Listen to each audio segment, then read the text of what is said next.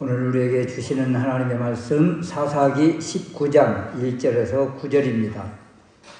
이스라엘에 왕이 없을 그때에 에브라임 산지 구석에 우거하는 어떤 레위 사람이 유다 베들레헴에서 첩을 취하였더니 그 첩이 행음하고 남편을 떠나 유다 베들레헴 그 아비의 집에 돌아가서 거기서 넉 달의 날을 보내매 그 남편이 그 여자에게 다정히 말하고 그를 데려오고자 하여 하인 하나와 나귀 2匹를 데리고 그에게로 가매 여자가 그를 인도하여 아비의 집에 들어가니 그 여자의 아비가 그를 머물리매 그가 3일을 그와 함께 거하며 먹고 마시며 거기서 유숙하다가 나흘 만에 일찍이 일어나 떠나고자 하매 여자의 아비가 그 사위에게 이르되 떡을 조금 먹어 그대의 기력을 도운 후에 그대의 길을 행하라.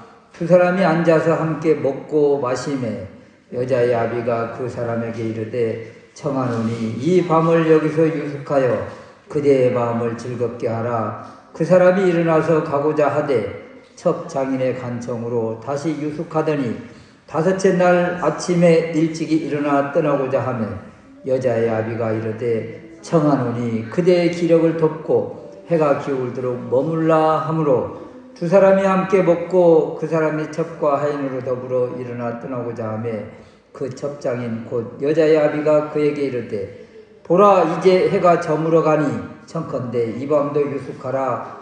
보라 해가 기울었느니라. 그대는 여기서 유숙하여 그대의 마음을 즐겁게 하고 내일 일찍이 그대의 길을 행하여 그대의 집으로 돌아가라. 아멘. 사사기 19장 1절에서 9절 도덕이 무너진 사회, 레위인이 영적 지도를 하지 못한 사회라는 제목으로 말씀을 드리려고 합니다. 사사기 후반부의 문제의 중심에 지금 누구를 계속적으로 끄집어내고 있는가? 레위인을 끄집어내고 있습니다. 17장에서는 유다 베들레헴의 레위인이 자기 자리를 떠나 에브라임 산지 미가의 가정 제사장으로 들어갔다. 이 이야기는 자신에게 준 하나님의 그 사명 또는 기업, 일터를 포기하고 이렇게 떠났다는 이야기죠.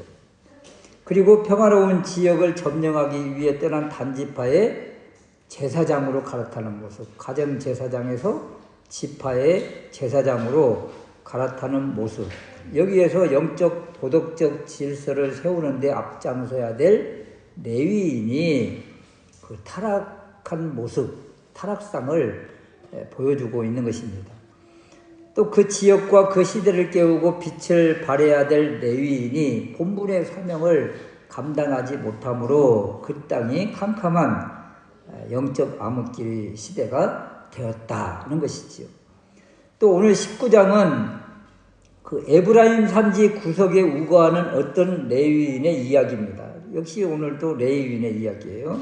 17장의 레위인은 유다 베들레헴에서 에브라임 산지로 옮겼고 오늘 19장의 레위인은 에브라임 산지에서 첩이 있는 베들레헴으로 이렇게 방문하는 모습, 그리고 오는 길에 참 이제 끔찍한 사건이 벌어지고 그리고 동족 간의 그 전쟁이 벌어지는 그런 일의 이제 시작점이 되는 것이지요.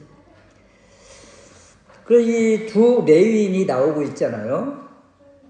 베들레헴을 떠나 미가의 집으로 간 레위인은 먹고 살기 힘들어서 살기 위해서 자기 자리를 베들레헴을 떠났다면 오늘 19장의 레위인은 에브라임 산지에서 베들레헴으로 들어가는데 그 목적 이유가 첩을 두었고 첩을 찾으러 가는 이런 모습을 보여줍니다.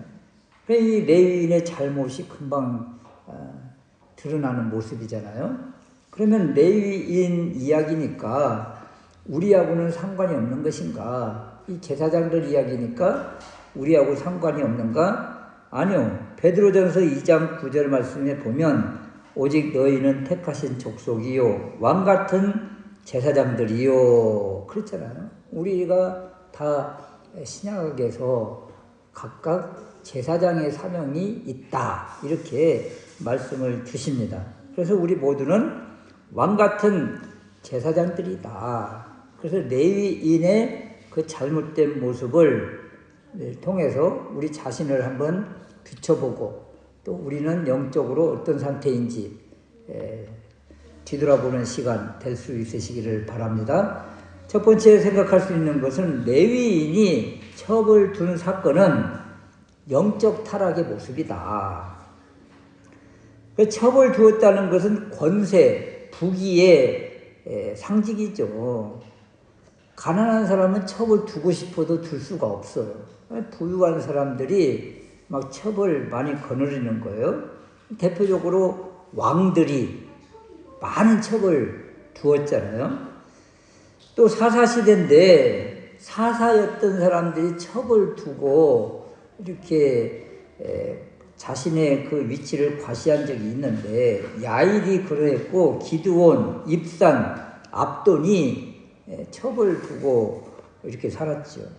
그래서 사사의 직분을 부귀영화 누리는 수단으로 사용하고 있었는데 이러한 것들이 이제 사사들 뿐만이 아니라 사회 저변까지 이렇게 퍼져 있는 모습. 그리고 레위인도 그래서 첩을 두고 있는 이런 모습이다. 그러니까 레위인은 당시대 사회 지도층들을 가르치고 지도해야 될 사명이 있는데 자신이 그냥 그렇게 살고 있는 거예요. 자신도 당시대 권력자들을 닮아가고 있는 모습이다. 그래서 이런 모습이 참으로 우리에게 주는 교훈이 많은 거죠.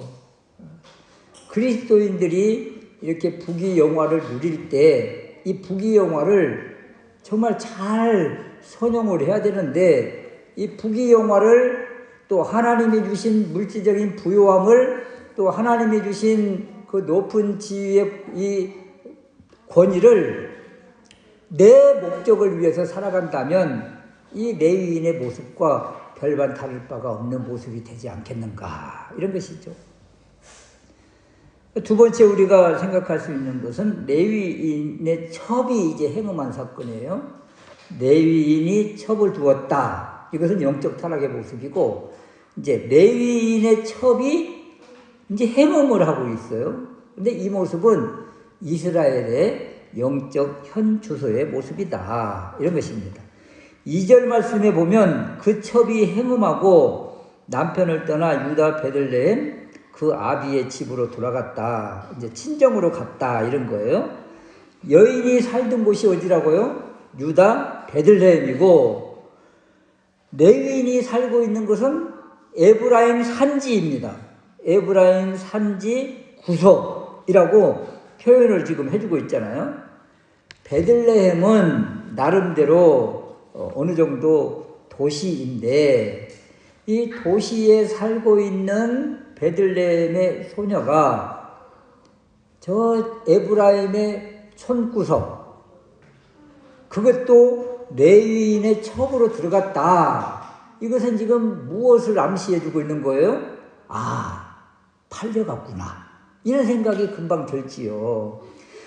이 부유한 동네 도시에 살고 있는 그래도 베들레헴이라고 하는 이 도시에 살고 있는 이 소녀가 자 에브라임 산지 구석에 그것도 이 허용되지 않는 레위인의 첩으로 들어갔다.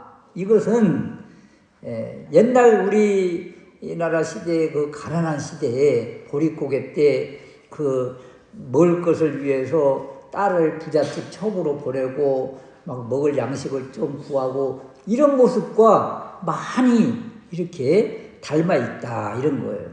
그래서 이 레위인의 첩으로 들어간 이 모습은 정상적인 결혼의 모습이 아니다. 또 하나 우리가 지나왔지만 17장에서 미가의 집에 들어간 가정제사장 그 레위인 소년이 있었잖아요. 이 사람이 어디 살고 있었어요? 베들레헴에 살고 있었잖아요. 지금 레위인의 첩으로 들어간 소녀도 베들레헴 사람이잖아요. 그러면 어떤 생각이 들어요? 베들레헴이라는 것은 그 언어의 모습을 보면 떡집이다. 그래서 떡이 풍부한 지역으로 이렇게 이야기를 하는데, 떡이 풍부해야 될 이 떡집에 레위인이 먹을 것이 없어서 에브라임으로 떠났고, 또 여기 가난한 것 같은 이 소녀가 그 에브라임에 있는 레위인에게 첩으로 들어가고, 이 모습은 베들레헴에 심각한 이 기근이 왔었겠구나. 이것을 암암리에 우리에게 지금 주고 있는 것입니다. 무슨 뜻인가?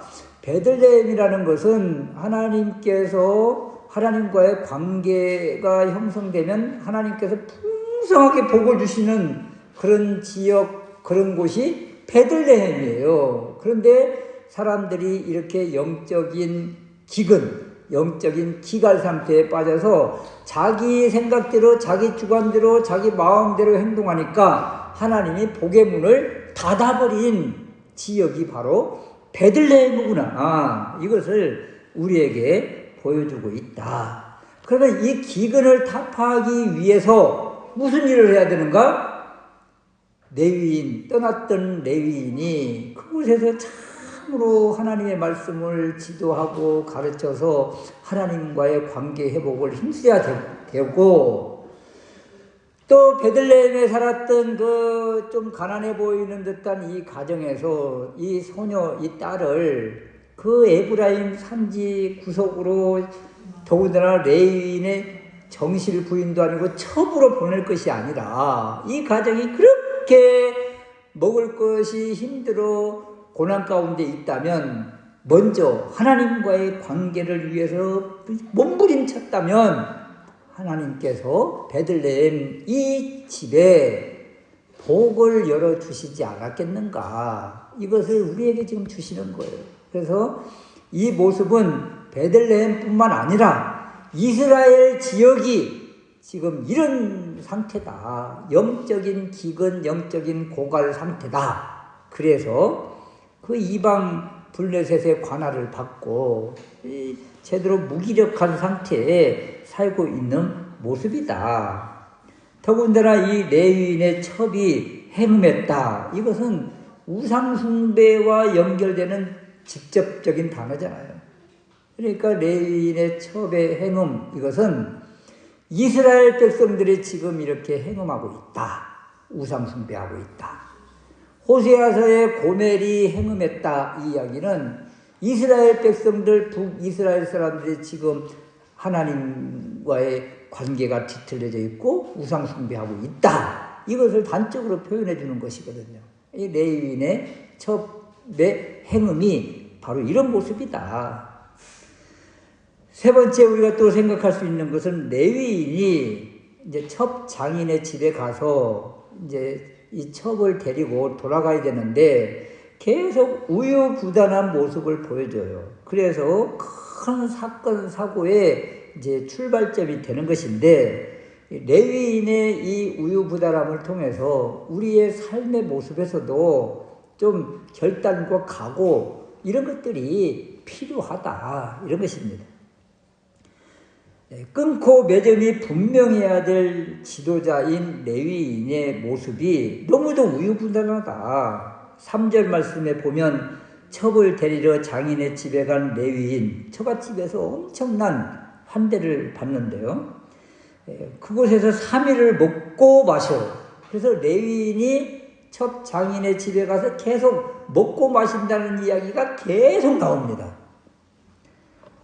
5절 말씀에도 나흘 만에 일찍이 일어나 떠나고자 하는데 나흘 만에 떠나려고 해요. 사실은 이때 떠나야 돼요. 왜냐하면 레위이니까. 레위인은 들어가서 안식일을 지켜야 되는 거잖아요. 레위인뿐만 아니라 일반인들도 안식일은 지켜야 되니까 이 안식일 전에 도착을 해야 되는 거예요. 그래서 나흘째 일찍 떠났다면 밤중에 그런 큰 사건을 만나지 않지요. 그런데 웬일인지 장인이 계속 붙잡는 거예요.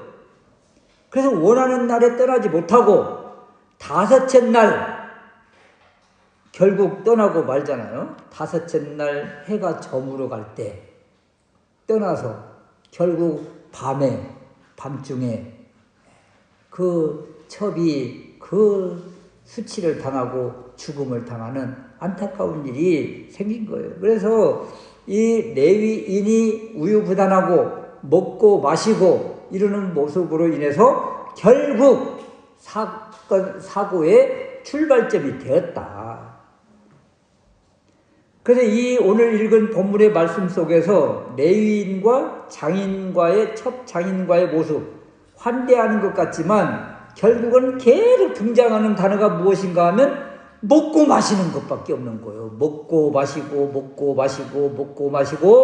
허송세월 하다가 결국 자기 집으로 돌아가는 그 좋은 때를 놓쳐버리고 밤에 떠났다가 이런 사고를 당하게 되었다. 그래서 레위인의 모습을 바라보면서 사명에 이끌리고 분명한 목적이 있으면 지체하면 안 된다.